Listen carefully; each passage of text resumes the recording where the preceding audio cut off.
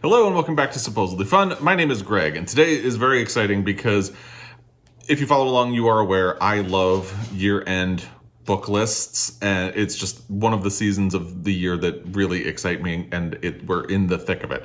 The New York Times announced its 100 notable titles for 2022, and like last year, I am going to do a reaction video to it. Obviously, I'm not going to talk about all 100 books. I combed through the list and picked out the ones that seem the most interesting, or like they represent other books that are on the list, books that I have liked, books that I want to read, books that I think you might be interested in, things like that. So I think there are roughly 40 titles out of the 100 that I'm going to talk about here really quickly. We're going to do the blurbs that the New York Times provided for each book. I'll react a little bit, and then we'll go to the next one. I'll have a link to last year's video down below and some other things that will become relevant as we move through the list, so you can check that out. One quick note before we start diving into the titles. Obviously, it is the week of Thanksgiving as I am filming this. We have the house decked out for Christmas, and because I am filming this 1 day before Thanksgiving, what is time? Joel is in the kitchen cooking. You want to say hi, Joel? Hi, happy Thanksgiving.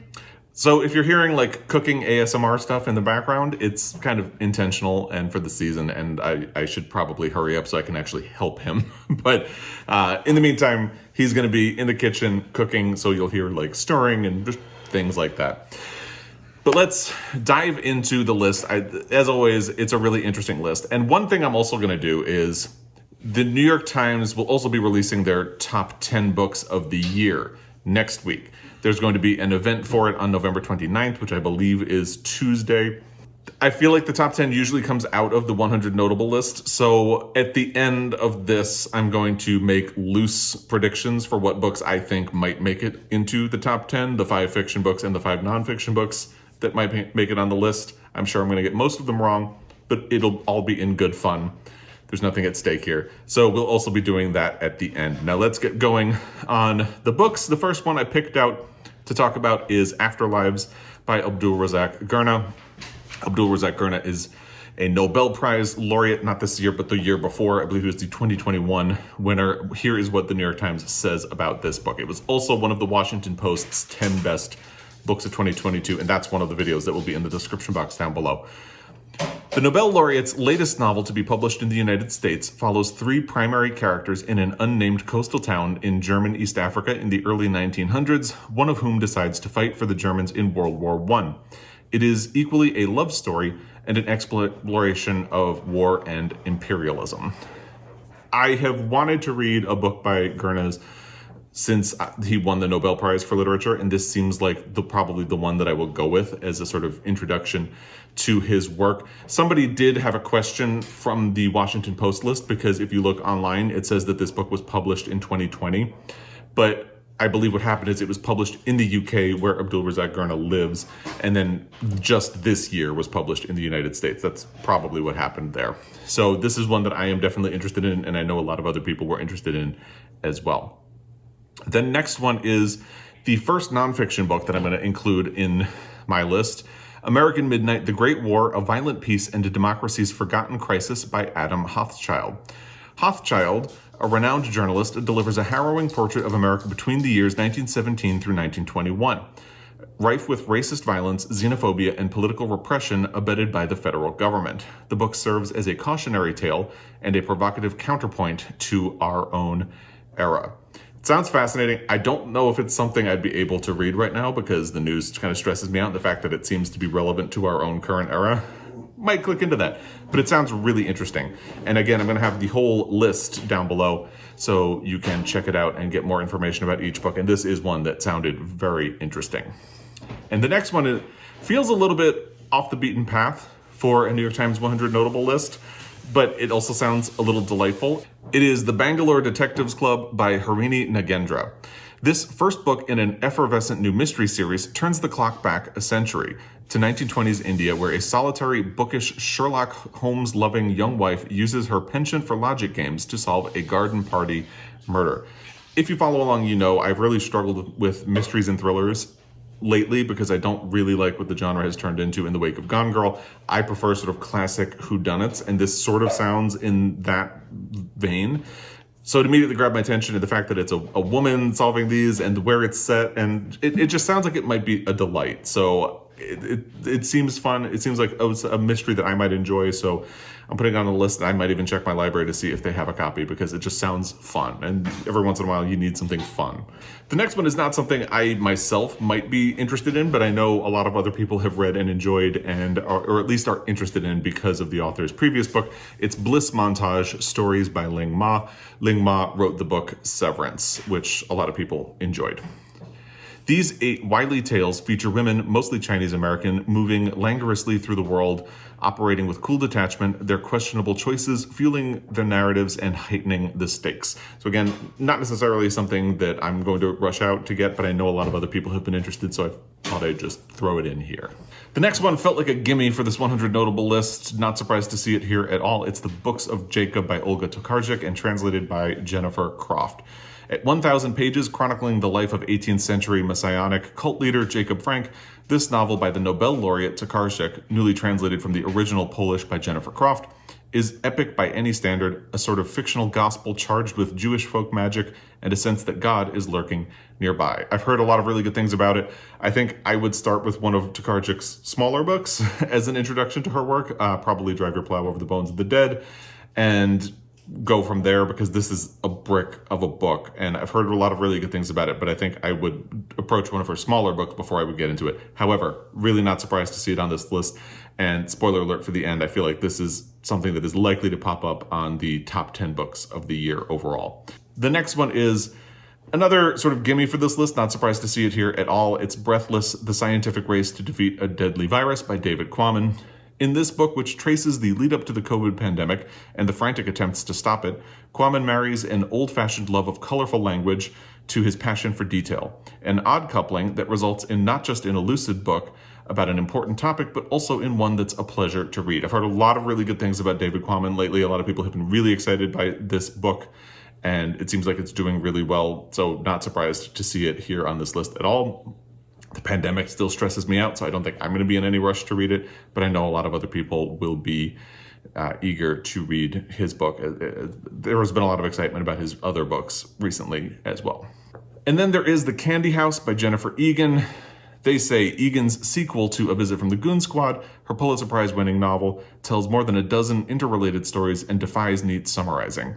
It's about music, New York's East Village, magazine journalism, San Francisco in the 1970s, Gen X nostalgia, the digitalization of everything, and the search, in the face of that digitalization, for forms of authenticity.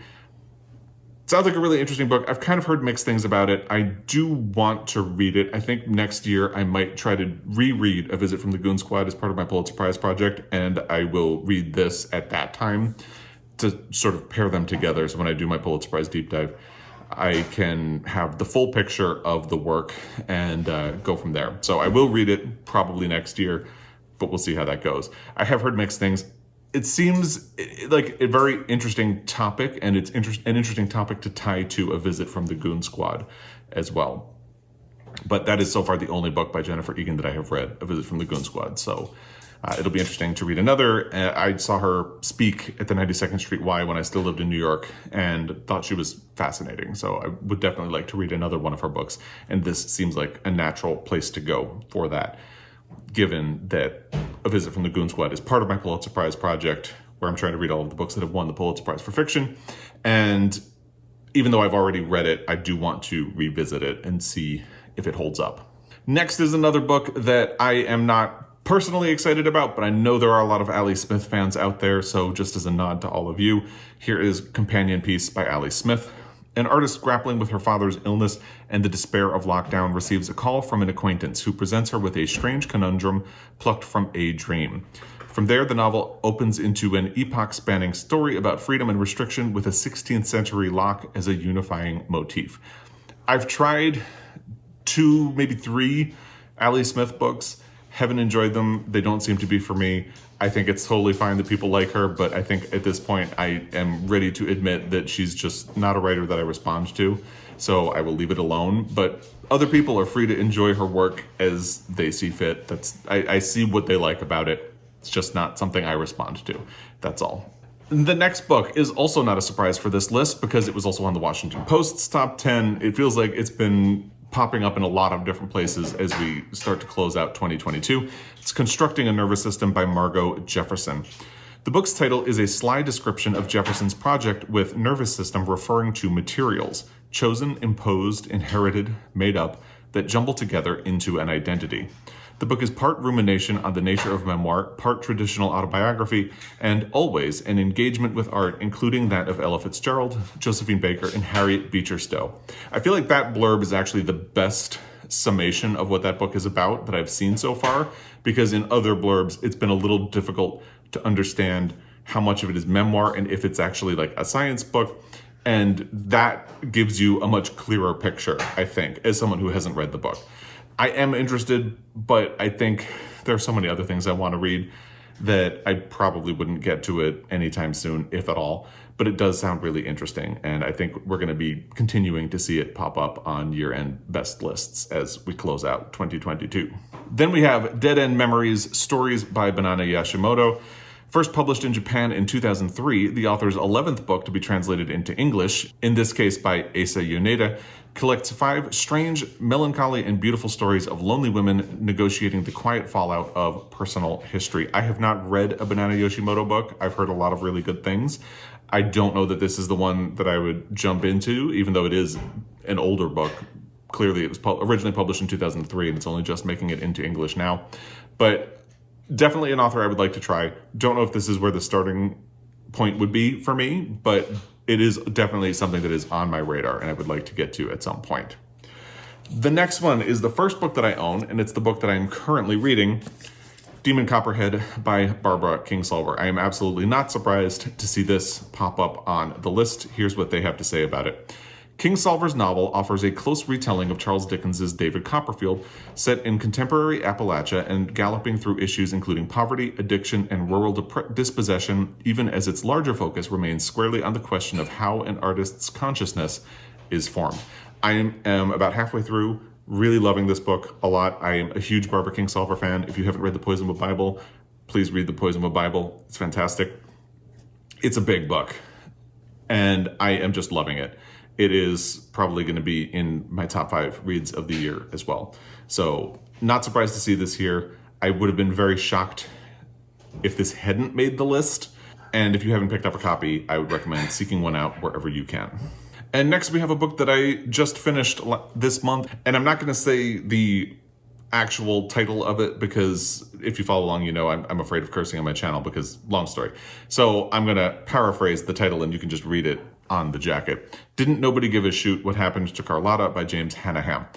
I listened to this on audio. The audio production is fantastic. There are 2 different people providing the narration. One of them does the strict narration and the other one voices Carlotta and sort of chimes in. And I really loved that dynamic. So if you can find this book on audio, I would recommend doing it that way. Although I am interested in seeing how it works on print as well.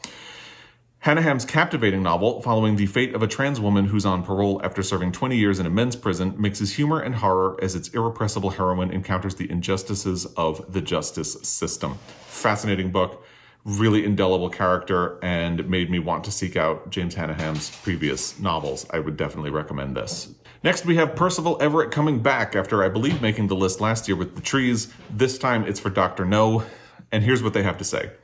Everett is a formidably prolific author whose works include parody and horror and magical realism and more, linked by an interest in academia, language games, blackness, and nonsense. Those themes recur here in a novel that borrows its name from an early James Bond story and features a math professor recruited by a supervillain. When I saw this book on a list of new releases for the latter half of 2022, it seemed like a bit of a question mark because it's not necessarily that it feels like a departure for Percival Everett because it has all of the topics of like racial injustice in there that he has been focusing on in his recent work.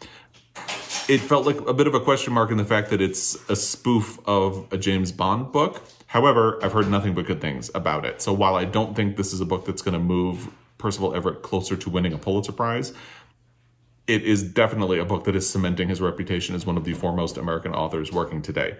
And I am interested in reading one of his books, but I'm definitely going to start with The Trees, which was his book from last year, and it was a finalist for the Booker Prize and a lot of people have said really good things about. So I will probably be starting with that one, but I am interested in Dr. No as well. Next is a book that I first heard about on Publishers Weekly's Best Books of 2022. I reacted to their fiction list, but I mentioned this in it because I was interested in it and wanted to seek it out. So I actually have a hold of this book at the library. It should be coming up soon. I don't know when, hopefully by the end of the year. The title, by the way, is Ducks, 2 Years in the Oil Sands by Kate Beaton. Shortly after college, saddled with student loan debt and desperate for a job, Beaton, a cartoonist known for her best-selling series Hark, a Vagrant, signed up to work in the remote oil fields of rural Canada, where the men vastly outnumbered the women. The stories in this illustrated memoir are as gritty and harrowing as you might expect, but there's humor here too, as well as compassion and tenderness. And that encapsulates pretty much everything about this book that made it catch my interest and why I want to read it. And hopefully my hold at the library will be becoming available soon so I can cram this in before the end of the year. Then we have Either Or by Elif Baudeman. Here's what they say. Baudeman's first novel, The Idiot, told the story of Salen, a freshman at Harvard. In this new novel, Salen is a sophomore, and we're shown another year in the life of an ambitious, bookish student in the mid-1990s. We read what Salen reads. Pushkin, Babel, Freud, Chekhov, and watch her compare it with those she encounters in fiction. I didn't immediately gravitate toward the work of Baudeman. When The Idiot came out, it was a finalist for the Pulitzer Prize. It lost to Less, and I talk about that in my Pulitzer Prize deep dive for Less, which will be linked down below. And probably should have won over Less, but I haven't read The Idiot, so I can't really say for sure. And there was another book by Hernan Diaz that, based on the feedback I've gotten from other people, is what really probably should have won, although I would definitely make a case for Jespen Ward's Sing Unburied Sing, which wasn't even a finalist. But I'm getting off topic.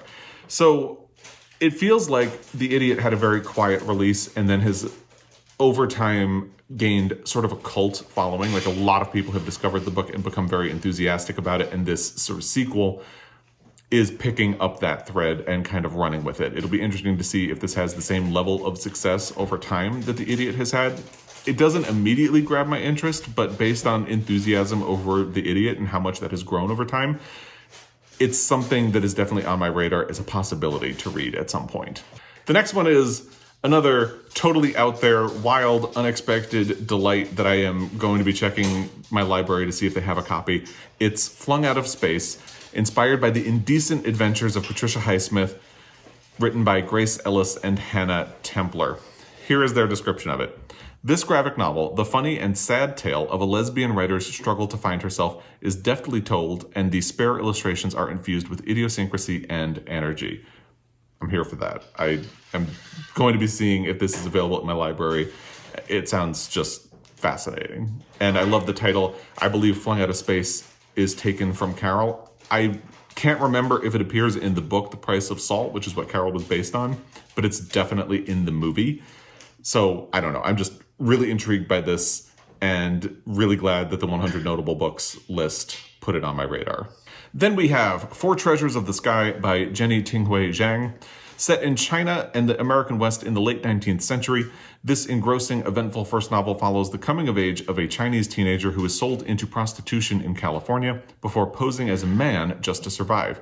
Our reviewer noted that Zhang has trained her gaze on an area of American history that has gone largely unnoticed in Westerns, even revisionist ones. And that seems very true. When this book came out, I saw it on like the Indie Next list and new release lists, and it sounded really interesting. And then because there are so many books that come out that you're interested in, I forgot about it. I fully admit that. I forgot about it. So I'm really glad that the 100 Notable list put this back on my radar because it does sound like a really interesting book, and I have heard good things about it. So at some point, I would like to get around to reading it. Then we have a book that was on the long list for the National Book Award, and I'll have my reaction to the long list in the description box down below. It's If I Survive You by Jonathan Escoffery. This debut story collection follows a Jamaican family in Miami, where the narrator struggles to forge an identity for himself and his parents run up against storms, financial trouble, and racism. With charm and sympathy, Escoffery devises an intimate exploration of intergenerational conflict. I heard a couple of people shocked and disappointed that this did not make the shortlist for the National Book Award. I heard a lot of really good feedback about it when it made the long list. I haven't gotten around to reading it myself, but it sounds really interesting. And there are too many things that you would like to read so I don't know if I'll manage to fit them all in, but this is something that I would be interested in. Then there's another book I've heard a lot of good things about, especially recently. It's An Immense World, How Animal Senses Reveal the Hidden Realms Around Us by Ed Yong. Here is what the New York Times says about it.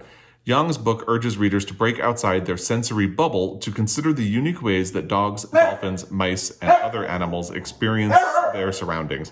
And you can kind of hear Jamie experiencing her surroundings and being upset by something. Okay, I closed the shade a little more. She should be a little calm. The book is filled with enthralling facts, like the way that a dolphin echolocating a human in water can perceive not only the human's outer shape, but also what's inside, including skeleton and lungs. The book is funny and elegantly written, our critic Jennifer Zalay says, and showcases Young's exceptional gifts as a storyteller. This seems like a nonfiction book that I would really be interested in reading at some point. I don't read as much nonfiction as fiction, but it sounds fascinating, for sure. Then we have Legacy of Violence, A History of the British Empire by Carolyn Elkins. There are a lot of books on the 100 Notable list that deal with colonialism and the after effects and the things that colonialism has done to the world. And it's hard to include all of them. So I kind of just picked this one to be representative of the fact that there are a lot of books on this topic on the list. And I would encourage you, if you are interested in this topic, to check out the full list and see if there are any others that would speak to you. This one is by a Harvard professor who won a Pulitzer for her 2005 history of British atrocities in colonial Kenya. She here expands her canvas to describe the enormous degree of violence required to maintain the British Empire during the 20th century and challenges the dubious claims put forth about Britain's benevolent rule. So again, seems like a good representative book for a topic that you can find in a couple of different places on the overall 100 Notable list. It sounds fascinating, infuriating, but also very needed. And this is a topic that has been particularly interesting this year as Queen Elizabeth II died and Prince Charles assumed power. And there have just been a lot of questions and concerns about colonialism and its impact on the world. Then there is Lessons in Chemistry by Bonnie Garmis. I've heard so many really good things about this book since it was released. I'm not really surprised to see it here on the 100 Notable list. I did debate with myself whether or not it has a shot at being on the top 10. My predictions for that will be at the end of this video. I would like to read it at some point. I don't know if I'll fit it in before the end of the year. I think I have it on audio somewhere. Here's what they say about it. Set in the 1960s, Garmis's irresistible debut novel introduces readers to Elizabeth Zott. Scientist by training, cooking show host by default, one meal at a time, she galvanizes her audience to question the lives they've been served. Again, I've just heard so many really good things about this book. It has charmed a lot of different people. It sounds kind of fun and like a play on like Julia Child and sort of like a subtle feminist story set in the 1960s. I'm into it. Then we have a book that seemed like it was going to be one of the major releases of 2022, and then it kind of had a very quiet launch once it came out. I haven't heard too much about it. Liberation Day, Stories by George Saunders. Here's what they say about it. The prevailing mood throughout the author's first collection since 2013's 10th of December is more muted and uncertain, featuring characters who have either given up or been given up on and are merely waiting for the end, the final crashing down of the system. There were a lot of people who were really excited about this book, and when it came out, the feedback I got it was pretty immediately that people just didn't like it and either didn't finish it or finished it and didn't see the point in finishing it. I haven't heard much of anybody say that they liked it as much or more than 10th of December or Lincoln in the Bardo, which is maybe hesitant to try to rush to getting to it. I had originally planned to try to fit it in this year, and now I'm holding off a little bit. So it seemed like a bit of a question mark whether or not this would end up on any year-end best lists. I did again struggle with whether or not this might be on the overall top 10 for the New York Times. And again, my prediction will be at the end. But it was interesting to see it here. And it will be interesting to see if the conversation starts to turn more toward positive things or positive reactions for this book, because George Saunders is definitely a significant author working today. Then there is a book called Life Between the Tides by Adam Nicholson. This was first put on my radar by Time Magazine when I did a reaction to their best books of the year so far, which they released in June. I'll have a link to that in the description box down below. This sounds like a very charming book, like the kind of nonfiction that I would engage with. Here is what they say about it. A historian and nature writer explores tide pools, those shifting ecosystems that form where the ocean meets the land and evokes their tiny inhabitants in luminous, lovely detail. I mean, it just sounds like a fun, interesting book. So what more can you ask for? Then there's a book that sounds a little more difficult, but is no less fascinating to me. I would definitely like to read it. It's My Government Means to Kill Me by Rashid Newson. Here's what they say about it. In this nostalgic, picaresque novel, a black gay teenager named Trey arrives in 1980s New York City. What follows is a story of sexual and political awakening and life lessons learned at the School of Hard Knocks. I've heard really great things about it. It was interesting to me before it came out, and then since it's been released, I've heard some really good things about it. So I would definitely like to get to this book at some point. Then we have a book I've been championing since I read it, Night of the Living Res, Stories by Morgan Talty. Here's what they say about it, because you're probably tired of hearing me talk about it. In this brash, irreverent story collection, Talty illuminates life and death on the Penobscot Indian Nation Reservation by following David, a Penobscot boy, through adventures and troubles that evoke loss, intergenerational trauma, and more. Obviously, I'm a big fan of this collection. I like to see it succeed. I love that more people have been picking it up and enjoying it. I have seen a couple of people struggle with the initial stories in the collection. I do think this is a book that really builds emotional impact as you work your way through it. But I love it. I'm really happy to see it here, and I hope to see it succeed even more. It seemed like a natural fit for the National Book Award, but it didn't even make the long list. Their loss is what I say. Great book. Then you have Olga Dies Dreaming by Xochitl Gonzalez. Liberation is at the heart of this debut novel about a Brooklyn wedding planner who is the daughter of a Puerto Rican revolutionary. Gonzalez's thoughtful story grapples with questions of how to break free from a mother's manipulations, from shame, from pride, indistinguishable from fear, from abandonment, from oppression, and from greed. I've heard a bit of mixed things about this, but it is a book that I am interested in reading at some point. I'm not going to rush to do it, but it is definitely something that has been on my radar and continues to be on my radar. So I'm not really surprised to see it here. And if you have thoughts about it, please let me know in the comment section down below.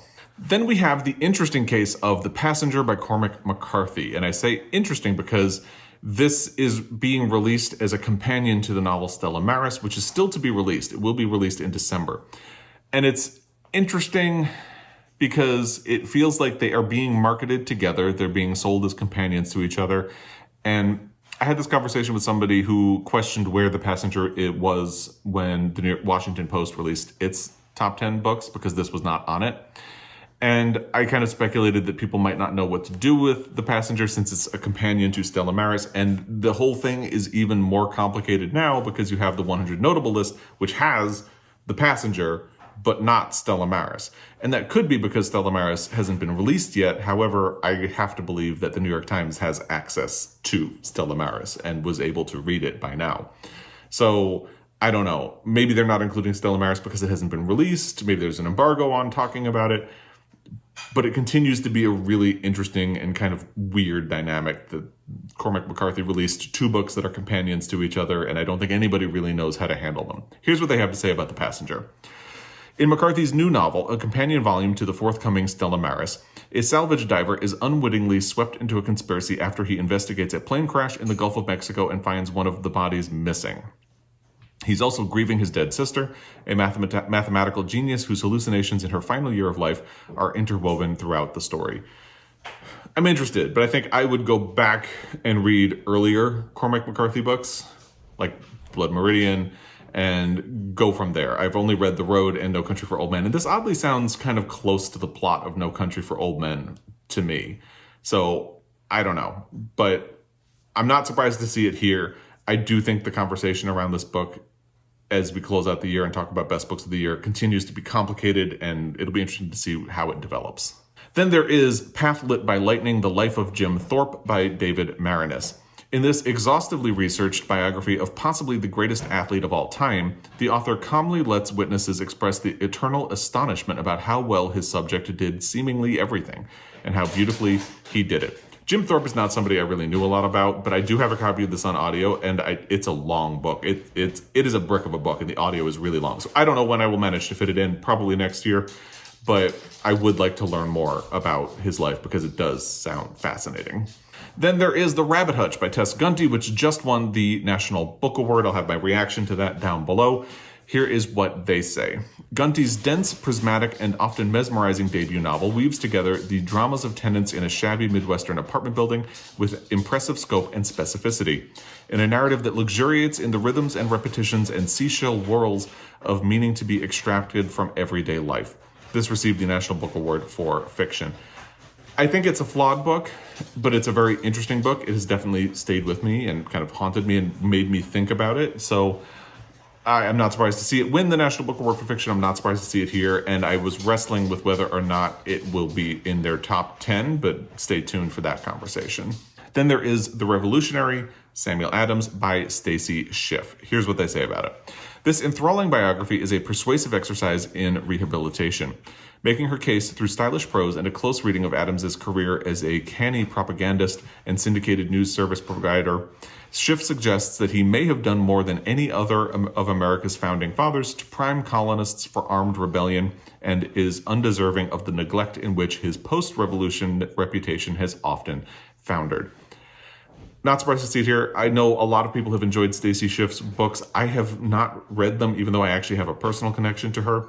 When I started at Columbia University, I took a course in academic writing from a graduate student who actually worked as a fact checker for Stacy Schiff. So Stacy Schiff actually came and spoke to us, and we had a lovely conversation. She was a fascinating woman who had really great practical advice for people who were kind of learning from the ground up. And I've always wanted to read one of her books, but part of the problem is I've never been able to decide which book to do. I mean, there's Cleopatra, there's Vera, which is the book that won her a Pulitzer Prize. There's just too many directions to go. I would probably start with one of those before I would get to this one, but I'm happy to see her continue to succeed because, again, I've seen her speak in an intimate environment, and she was lovely. Up next, The School for Good Mothers by Jessamine Chen. An overwhelmed single mother leaves her toddler home alone and lands in a state-run reform school for wayward parents. Welcome to a nightmarish surveillance state, courtesy of an assured and dynamic new voice in fiction. Who decides who should become parents and how children should be raised? Our reviewer wrote. If these questions aren't already keeping you up at night, Chan's cautionary tale will ensure that they do. When this book came out, I didn't really know what it was about. I didn't really think about it much, to be honest. But since it was released, the feedback has been sort of like Margaret Atwood-esque, and that immediately does grab your attention. So it does sound fascinating. My mother-in-law read it and liked it. She went in not really knowing what it was about, so she was a little surprised. But she did overall like the book, and it is something that I would be interested in. There are too many things that I'm interested in, though, in case you can't tell. Next is a book that I had not heard about at all. It's a nonfiction book and one that is really keyed into my own interests as a reader and just as a person. So I would love to try to seek it out on audio. It's Secret City, The Hidden History of Gay Washington by James Kirchick. Even at the height of the Cold War, it was safer to be communist than a homosexual, Kirchick writes in this sprawling and engrossing history. Kirchick reveals copious blood on the hands of the powerful, who for decades regarded alternative desires or any association with them as a contagious sexual aberrancy, and cause for immediate banishment from mainstream society. I don't think I really need to say much more. You can probably see exactly why I'm interested in this book. It'll probably make me angry, but I would love to find a copy of this on audio and listen to it at some point. Then we have The Seven Moons of Mali Almeida by Shahan Karuna-Talaka. This is the book that won the Booker Prize for fiction this year. And I've said it before, I'll say it again. The Booker Prize this year was particularly fun because for the last 2 years, it felt like the outcome of the prize was sort of preordained and everything was just sort of building up to the actual revelation. When the long list was announced, it didn't seem like a lot of people knew anything about this book. Everybody was really just excited about Claire Keegan and some of the other books on the list. By the time the shortlist was announced, people had read this book and were really excited about it. And by the time the winner was announced, there were a lot of people rooting for this book. So it felt like a true underdog story, and it was fun to see that play out. And I am really looking forward to it. I had a copy pre-ordered for when it was released in the United States at the beginning of November. So here it is. They say the winner of the 2022 Booker Prize, Karuna-Talaka's novel examines the decades-long Sri Lankan civil war through the eyes of a murdered photojournalist who has 7 days to figure out who killed him and why. His quest shows us a diverse array of groups and competing interests. Not much more to say. It's a fascinating book. Can't wait to get around to it at some point. Then we have The Song of the Cell, an exploration of medicine and the new human by Siddhartha Mukherjee. After excellent books on the history of cancer and the gene, Mukherjee, a Pulitzer Prize-winning oncologist, here turns his inquisitive mind and considerable storytelling gifts to the cell, a structure both fundamental and highly varied. His subject may be literally tiny, but its implications for medicine are tantalizingly vast. Not surprised to see this here. I've heard a lot of really good things about it, and I might not be jumping into it myself, but I'm not surprised to see it here, and I expect we'll continue to see good things for this book. We're coming to the end. Next is Stay True, a memoir by Hua Tzu. This was also on the Washington Post's 10 best books of 2022. In his quietly wrenching memoir, Tzu recalls his college friendship with Ken, who was killed in a carjacking less than 3 years after they met. Sounds devastating, fascinating. I would potentially like to read it probably on audio at some point. So I'm not surprised to see it pop up here. Then there's a book I'm not including because of my own interests, but because I've seen a lot of people excited about this book and reading it. It's Tomorrow and Tomorrow and Tomorrow by Gabrielle Zevin. I read a different book of Gabrielle Zevin's a long time ago, like early in her career, and I hated it. I really didn't like it. And of course, it's possible that she will have grown as an author by this point, but I'm reluctant. I'm a little hesitant. Anyway, here's what they say about this. This delightful novel follows students of MIT and Harvard who enter the arena of video game development with hilarious and sometimes heartbreaking results. The book pays homage to the literary gamer, someone for whom reading and playing are and always have been the same voyage, our reviewer wrote. Not into gaming either, so it's just another thing that makes me not interested in this book, but I know a lot of people have loved this, and that's fine, that's valid, so here it is. Then we have a book that I'm not at all surprised to see here because it seems like it's gaining momentum along with Demon Copperhead to be one of the most dominant books of 2022, Trust by Hernan Diaz. And you may remember Hernan Diaz because earlier when we were talking about Elif Batuman, I mentioned that he was a finalist alongside her and Andrew Sean Greer's Less. Both of them lost to Less, which seems mind-boggling to me. Of the finalists, this is the one he is the author who probably most deserved to win. Again, I would make a case for something that wasn't even a finalist, but all of that will be in the deep dive video that's down below. Here's what they have to say about Trust. Diaz uncovers the secrets of an American fortune in the early 20th century, detailing the unchecked rise of a financier and the enigmatic talents of his wife. This exhilarating novel subverts readers' expectations with each of its 4 parts while paying tribute to literary titans from Henry James to Jorge Luis Borges. Sounds fascinating. I would probably be getting to this at some point, and it could be a good contender for the Pulitzer Prize for Fiction alongside Demon Copperhead by Barbara Kingsolver. Then we have another book that I selected for this list because it seems representative of a bunch of different books that ended up on the list. There are a lot of books on the notable list that deal with racism and systemic racism in the United States.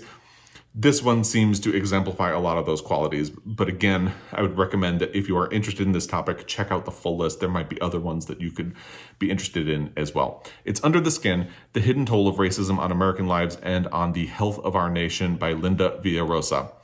Through case histories and independent reporting, the author elegantly traces the life or death effects of the legacy of slavery on Black health today, reproductive, environmental, mental, and more.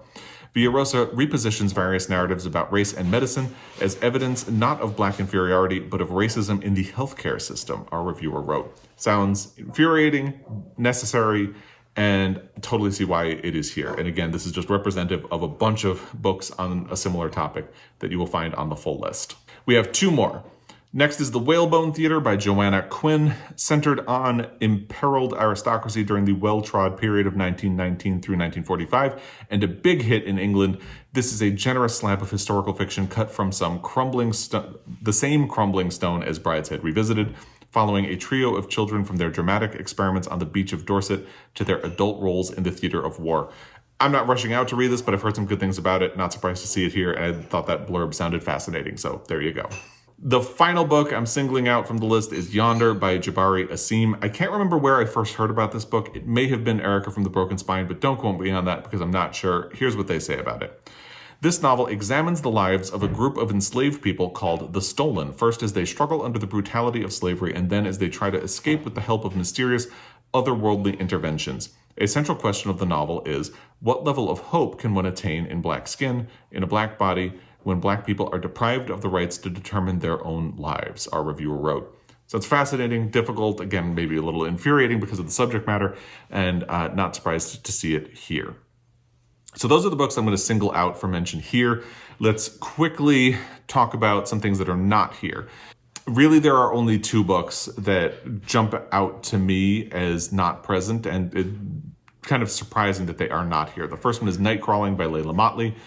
I'm a big fan of that book. It was on the long list for the Booker Prize, did not make it to the short list, but I enjoyed it when I read it, which is a weird thing to say because it's a very difficult book in terms of subject matter. Interesting that it didn't make it here. And the other book that is a little shocking as an omission is To Paradise by Hanya Yanagihara. Part of me is a little happy that it's not here because I'm really not a fan of A Little Life. I know there are a lot of people who are. That's a very divisive book. It feels like To Paradise is also a divisive book, but there are a lot more people who didn't enjoy it, whereas A Little Life is pretty much evenly split down the middle on the love it or hate it spectrum. So maybe it's not all that surprising that it's not here, except that it was a major release when it came out in January, and given the success of her last book, you kind of would have expected to see Hanya Yanagihara pop up here. I'll leave it at that. I'd love to hear your shocking omissions in the comment section down below. Let's just quickly talk about predictions for what might be on the top 10 best books of the year for the New York Times. I'm running long, so I don't want to spend too much time on this. I will say, again, I really struggled. It's difficult. Usually the top 10 list is a mix of heavy hitters that you could kind of predict would be there and some lesser known books that are a little surprising. It's easier to spot the heavy hitters. It's really hard to predict what the lesser known books are that will end up here, and because you can't predict a surprise. So I think it's pretty safe to assume that Barbara Kingsolver is going to be on the fiction list for Demon Copperhead. I'm going to be shocked if this is not on the top 10 list, which has 5 fiction books. So I'm going to be shocked if Demon Copperhead is not there. I will also be shocked if Trust by Hernan Diaz is not there. I feel like those are the two safest bets, and anything else is just a guess. So I'm going to say Afterlives by Abdulrazak Gurnah, and the books of Jacob by Olga Tokarczuk, translated by Jennifer Croft. Those seem like safe-ish bets, but the last spot, I didn't know what to do, because that seems like a spot where you'd have to give to a surprise book. And I thought about like The Rabbit Hutch and some other things, and I decided at the end of the day, you know what, I'm just going to go with my heart and say I really hope Night of the Living Res by Morgan Talty makes it onto the fiction list, and we'll see if I'm right about that. For nonfiction, it was a lot more difficult for me because I don't read as much nonfiction as fiction. There were 2 books that I feel pretty safe assuming might make the list: Breathless, The Scientific Race to Defeat a Deadly Virus by David Quammen, and Constructing a Nervous System by Margo Jefferson. Feels pretty safe to assume that those will be on the nonfiction list. Beyond that, it's just a total guess for me. I feel like An Immense World, How Animal Senses Reveal the Hidden Realms Around Us by Ed Yong could be a safe bet, so I'm just going to throw it in there. And then everything else, I don't know. I'm going to guess The Revolutionary, Samuel Adams by Stacy Schiff, just because, again, I like her, even though I haven't read one of her books, and it seems foolish to bet against Stacy Schiff. And then I'll just give the last spot to Under the Skin, The Hidden Toll of Racism on American Lives and on the Healthcare of Our Nation by Linda Villarosa, because, again, it feels like it embodies a topic that popped up a lot on the 100 notable titles list. But I'd love to hear what you think of this list, what you're interested in, what you think of any books that may have been left off, and what you think might make the overall top 10 in the comment section down below. I'm going to leave it at that because I've been talking for a while. As always, I really appreciate your time, and I will be back. Until next time, happy reading.